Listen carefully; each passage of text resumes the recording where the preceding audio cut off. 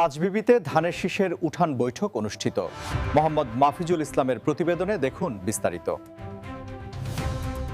আগামী জাতীয় সংসদ নির্বাচনে ধানের শীষের পক্ষে জনসমর্থন বৃদ্ধি ও ভোট সংগ্রহের লক্ষ্যে জয়পুরহাটের পাঁচবিবি উপজেলার সীমান্তবর্তী আইমারশুলপুর ইউনিয়নের করিয়া কদুবাড়ি গ্রামে উঠান বৈঠক অনুষ্ঠিত হয়েছে।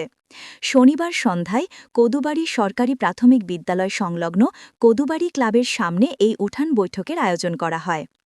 বিএনপির পাগল শহীদ জিয়ার আদর্শে বিশ্বাসী করিয়াবাজারের ব্যবসায়ী মোহাম্মদ জুয়েল রানা ও আরজিয়ন্তপুর গ্রামের মাংস ব্যবসায়ী মোহাম্মদ মোতালেব হোসেনের সার্বিক তত্ত্বাবধানে বৈঠকটি সম্পন্ন হয়। এতে স্থানীয় বিএনপি সমর্থিত শতাধিক নারী পুরুষ উপস্থিত ছিলেন।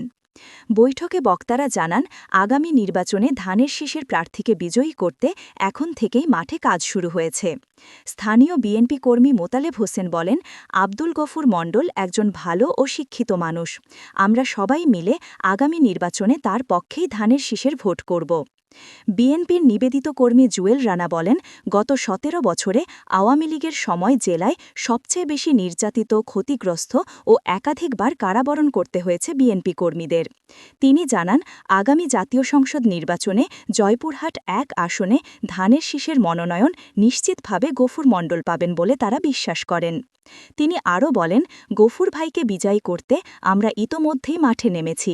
ধানের শীষে ভোট দিয়ে তাকে নির্বাচিত করতেই আমাদের সকলের একটাই লক্ষ্য।